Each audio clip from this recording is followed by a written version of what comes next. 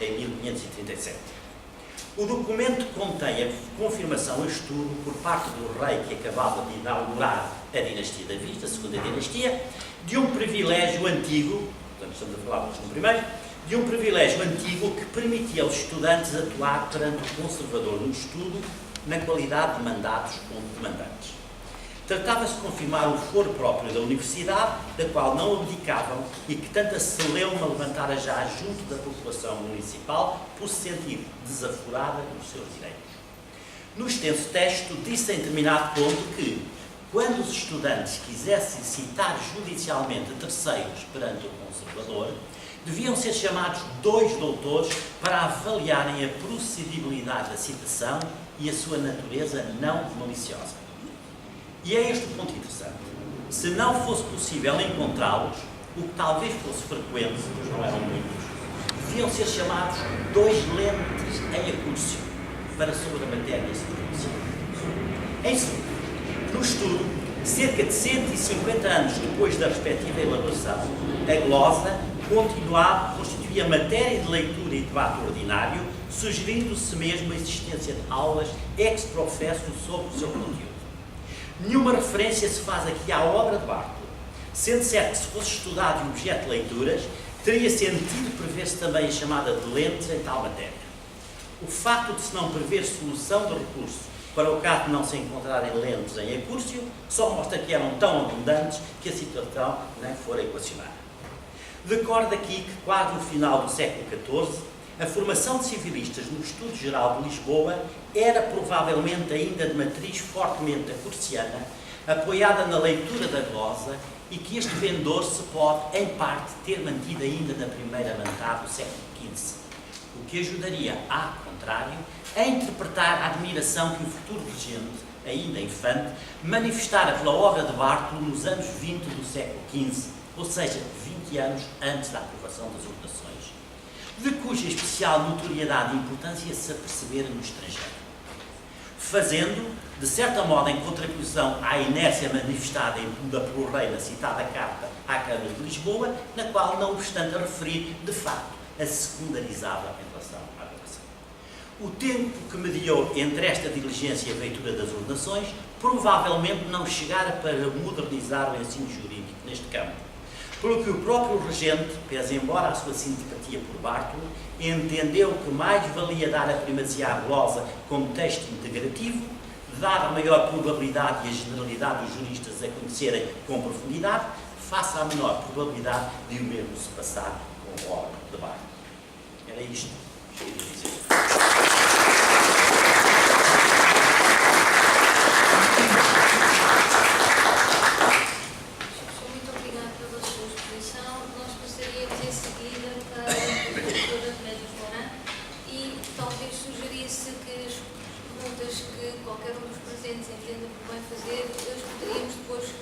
Agrupar no final de cada um dos painéis e procedemos neste momento então ao debate.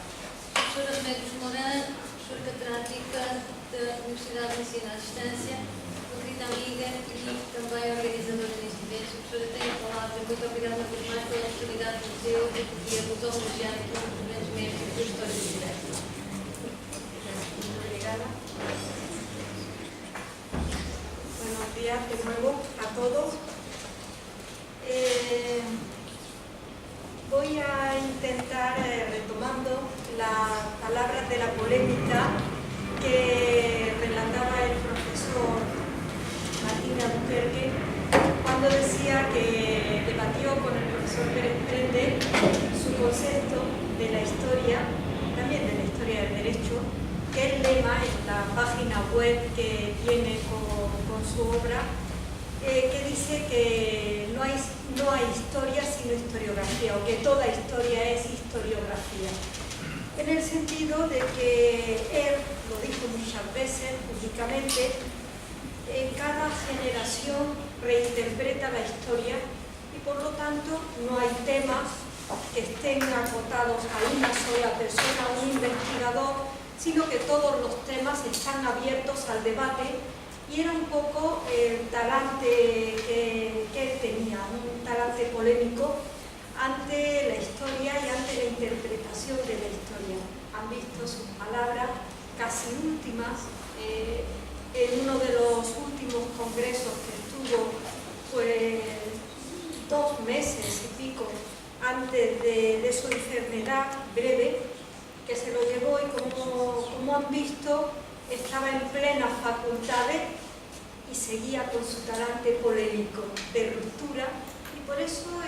cuando la profesora Isabel Graes o el profesor Luis Tesorao dijeron de hacer este homenaje,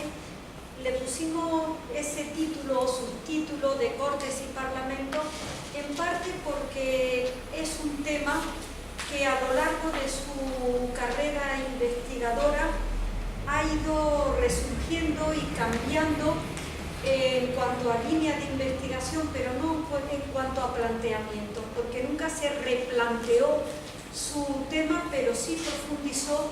en determinados momentos que él consideraba de ruptura, por eso hablo en plural de rupturas historiográficas, en torno a este tema que en gran medida ha sido el más conocido, junto con el tema americano o el último trabajo sobre Colón, pero quizás de las Cortes ha sido para el profesor Pérez Prende casi su tema estrella. Y por lo tanto, por eso intento en unas pinceladas breves, porque no nos da tiempo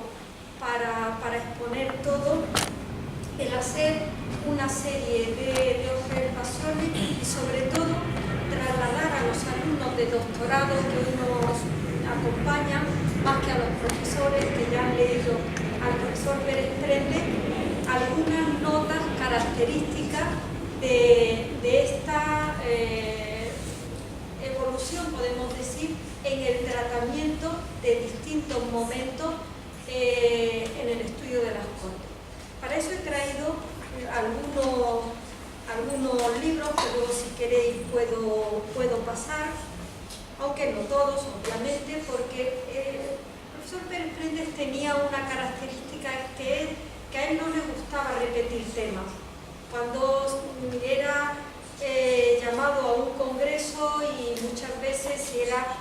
un tema recurrente, pues decía, no, va a gustar, o sacaba dentro de ese tema un tema diferente para elaborar. Nunca repetía la misma conferencia, ni nunca repetía ni siquiera el mismo tema. De tal manera que, avanzado el tiempo,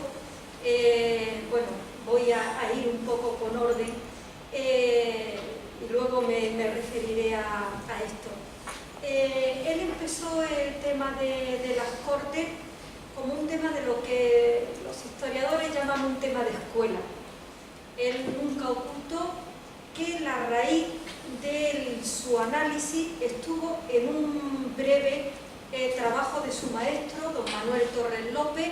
en un artículo de periódico breve de 4 páginas y pico, en el suplemento Sí, que era, bueno, los suplementos dominicales, digamos, en aquel momento, del periódico Riva, que era el momento, en 1944. Ese artículo fue bastante rupturista para el momento. En ese momento don Manuel Torres ya estaba, digamos, desengañado de unos planteamientos anteriores, prácticamente no publicó más a partir de 1936, pero escribió ese artículo suelto sobre las Cortes y el Imperio, era como se llamaba. Y ahí esbozaba en varios párrafos que había que replantearse el tema de la naturaleza jurídica de las Cortes castellano-leonesas, porque lo que se había hecho hasta ese momento era ir reproduciendo la historiografía propia del siglo XIX, que a él no le parecía demasiado oportuna, y que él consideraba que la naturaleza jurídica de las Cortes castellanas estaba en el deber de consejo y en el deber de consejo de naturaleza germánica, de la relación general de súbditos, de derecho público, no de derecho privado, que lleva al rey a convocar a los súbditos y esto el deber de ir a la llamada regia, bien sea para las cortes, bien sea para la llamada al ejército o para, por ejemplo, ir a un juicio. Poco más de 2 párrafos son en ese trabajo del profesor Torres López, aprovechados, podemos decir, por el profesor Pérez Prende. Él asistió a un seminario sobre corte, cuyo esquema se conserva en el archivo personal del profesor Pérez Prende, y en el artículo del periódico Sí, que lo tengo fotocopiado y trabajado por el profesor Pérez Prende, pues al margen pone sí, no, no, es decir, no, casi no estaba de acuerdo con su maestro en la línea historiográfica, pero sí en la esencia jurídica de las Cortes castellano-leonesas. Y esos 2 párrafos que el profesor Torres López lo voy a leer porque dice: investigar la naturaleza jurídico-política de las Cortes castellanas a la luz de la representación popular y de nacional, de limitación de poderes, de existencia de un poder legislativo distinto del judicial y ejecutivo, de votación popular del presupuesto de Estado y otras análogas, es notoriamente absurdo. Es cosa igual a la pretensión de medir la elegancia de las damas del siglo XVI comparando sus atavíos con los de nuestras elegantes damas del XIX. Y poco después dice: las Cortes castellano-leonesas, nacidas en estrecha relación con las reuniones de la curia regia de la Alta Edad Media y no en los concilios de Toledo, que era una línea historiográfica muy seguida en España, como suele decirse, no fueron en los siglos medievales otra cosa que asambleas convocadas por el rey para su servicio. La asistencia a esta asamblea fue más que un derecho, una obligación. El rey llamaba a curia, a su curia, luego a sus cortes, a los magnates del reino y a los representantes de las ciudades, ejerciendo un derecho de origen probabilísimamente germánico. A raíz de esto, 20 años después, en 1962, José Manuel Pérez Prende, en un artículo muy amplio publicado en la revista que entonces se llamaba de Estudios Políticos y de Estudios Políticos y Constitucionales, un poco a la llamada de Marabal, padre, José Antonio Marabal,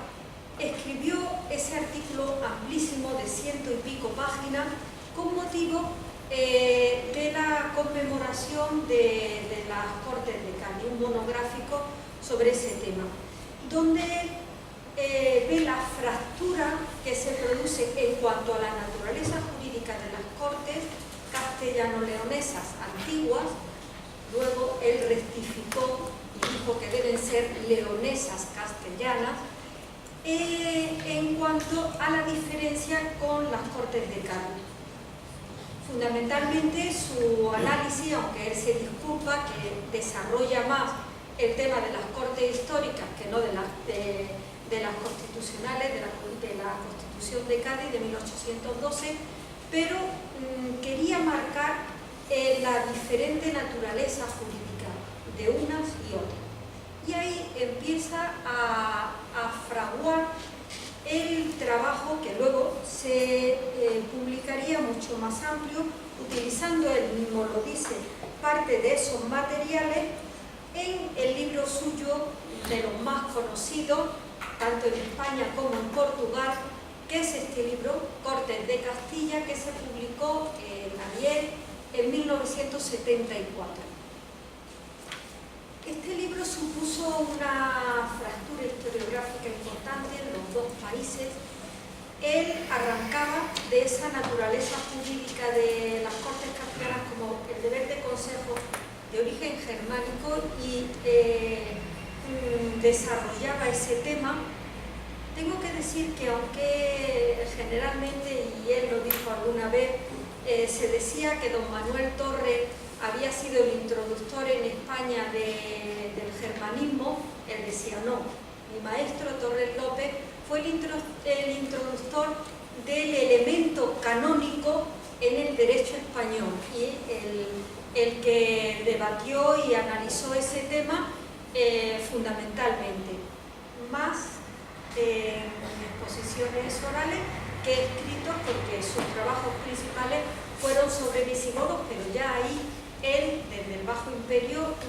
reclamaba la presencia del derecho canónico en nuestro derecho como un elemento de formación. El que ha analizado, introducido los estudios de derecho germánico en España, soy, como él decía, un servidor, y en este caso, en el tema de las Cortes castellanas, donde se precisa el deber de consejo, pero él lo fundamenta en esa raíz de derecho germánico. Pero dentro de naturaleza pública, ¿no? El elemento germánico que siempre más se ha destacado en derecho privado. A partir de este momento no voy a desarrollar su teoría, es muy conocida y algunos de vosotros pues ya habrá visto. Nosotros, me refiero a los alumnos de doctorado, se hizo una segunda edición, que fue esta, la hice yo, porque el libro se agotó y bueno, esta segunda edición también se agotó, no está muy bien hecha porque es una edición de estas que hace la facultad rápida y barata, es casi una autoedición, no es una autoedición y por lo tanto tiene fallos de imprenta, pero él no quiso que se tocara nada, de hecho es facsímil, la parte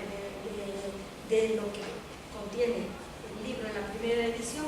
pero después reúne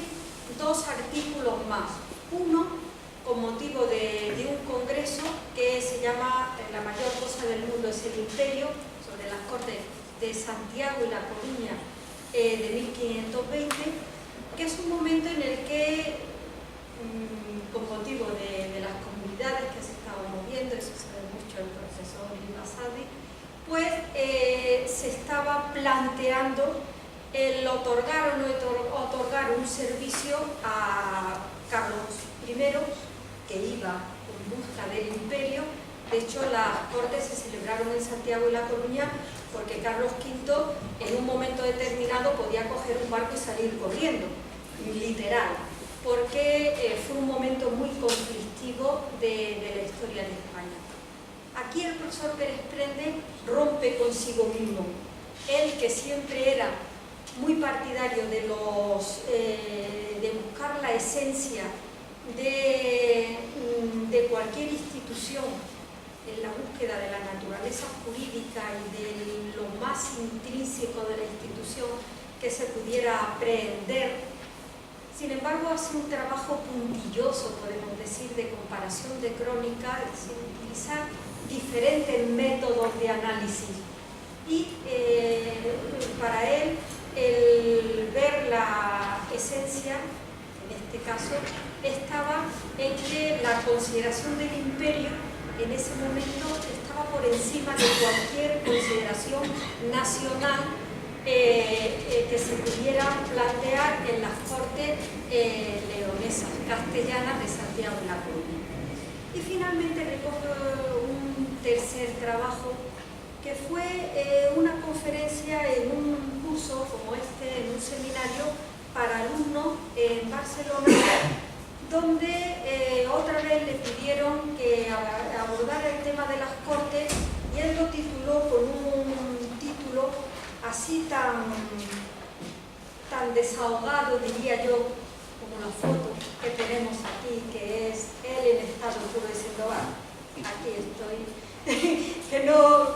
que pasa un poco de todo. Fue una foto muy significativa dentro de su momento. Se llama Cortes de León, ya lo recoge aquí, de León y Castilla, ensayo indiferente, donde él se plantea, y pueden leerlo en un artículo corto, él se plantea que la crítica que se le había hecho por tirios y troyanos, y lo dice así, tanto en Portugal como en España, cita varios de los profesores que están en el programa, el profesor Martín de Albuquerque, el profesor España, uno en un sentido, otro en otro, y termina diciendo algo así. No se piense, bueno, luego hace una crítica en casi todo a la teoría de García Gallo sobre el tema que había planteado de las Cortes y la crítica que se le había hecho al libro inicial, por eso lo recoge en la segunda edición de 1974, y dice: no se piense que me esfuerzo en defender unas ideas determinadas por el hecho de que una vez las impuse y algunos no coincidieron con ella y otros sí. Ni demonizo a los primeros ni canonizo a los segundos, aunque esté claro de quién me siento más cerca. Pero una monografía en el mundo de las humanidades, que a ellas pertenece la historia jurídica, es como una pintura. Una vez hecha, ahí queda. Y lo importante ya es seguir pintando, escribiendo, sobre otros temas con modificaciones constantes de técnica, perspectiva y actitudes. En cualquier caso, el historiador sabe que su ciencia nunca es la verdad, sino un artificio personal destinado a llevarnos hacia la porción de verdad que podamos comprender. Comprender mejor que conocer. Por eso, y refiriéndome para concluir a un sector muy concreto del ambiente, a muchos de los especializados en la historia del derecho, sí es evidente que deberán todavía removerse sólidas rutinas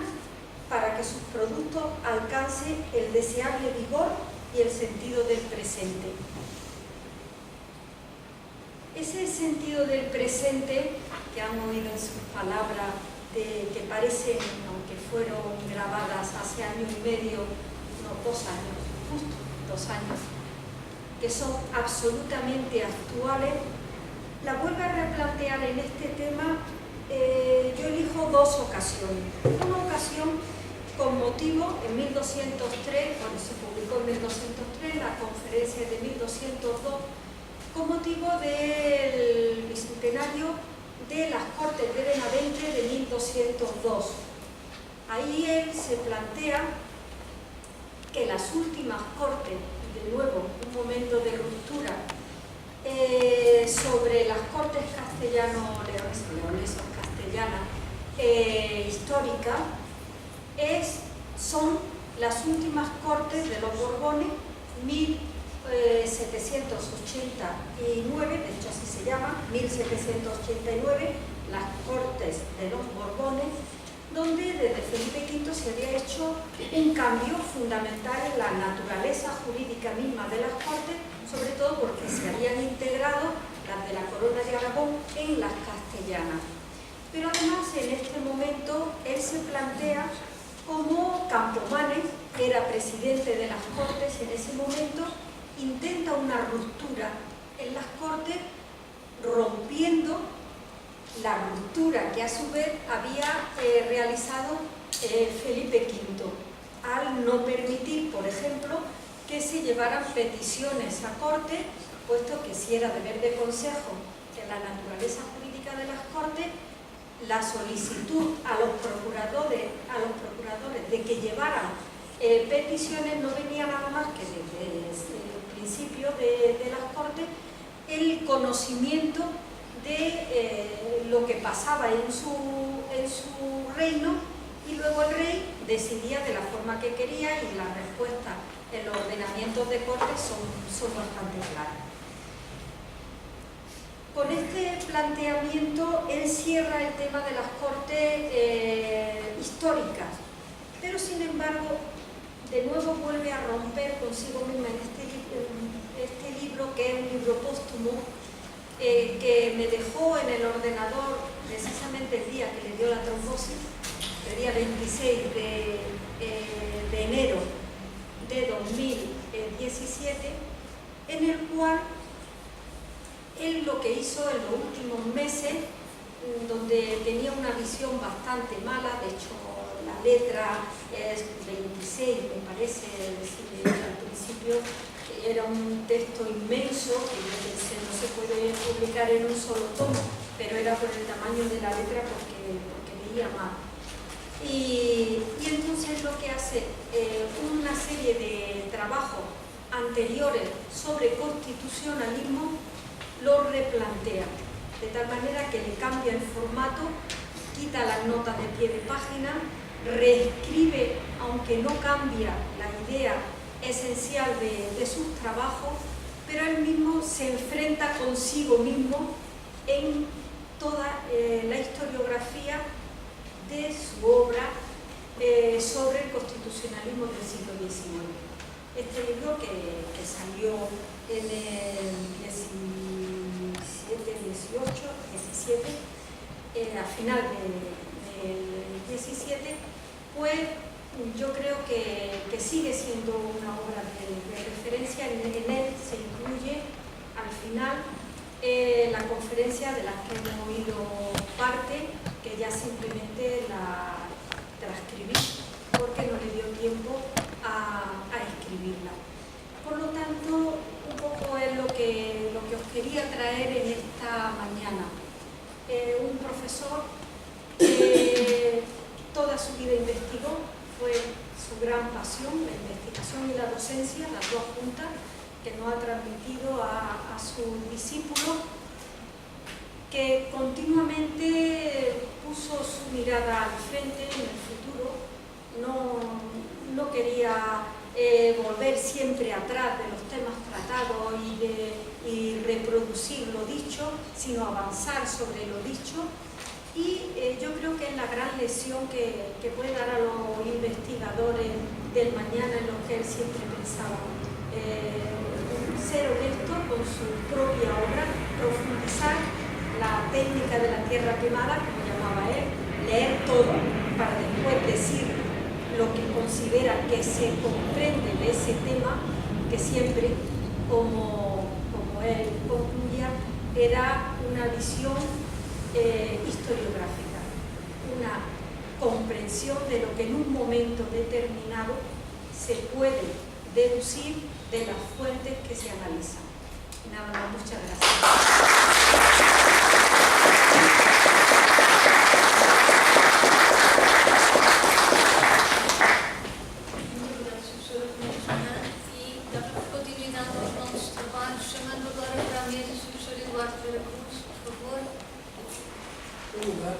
Arranja-se já, se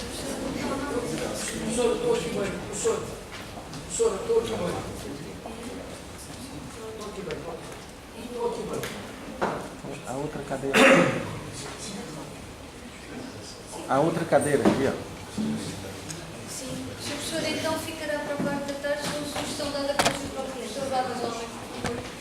Então, assim sendo, passamos a palavra ao Sr. Professor Martin, professor catedrático da Direito da Universidade de Piense. Sr. Professor, tem a palavra. Obrigado, Sra. Presidente. Vou pôr-me em pé e mais perto do computador, porque ouvi ontem, durante o jantar, que os meus colegas iam usar uma apresentação PowerPoint, então vou fazê-lo também, e em vez de aproveitar a vida noturna lisboeta, fiz um PowerPoint ontem à noite. Porque também será para vocês mais fácil para perceber mais ou menos o meu português. Caros colegas, antes de mais, duas coisas. Uma primeira coisa é que não imaginem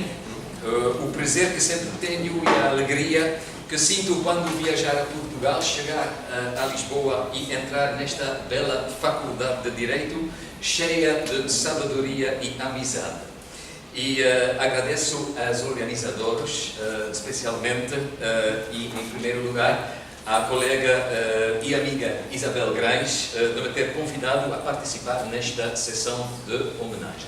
Segunda coisa, espero que alguns colegas aqui presentes que eu já conheci há uns anos já tenham reparado que o meu português está a caminho de aperfeiçoação.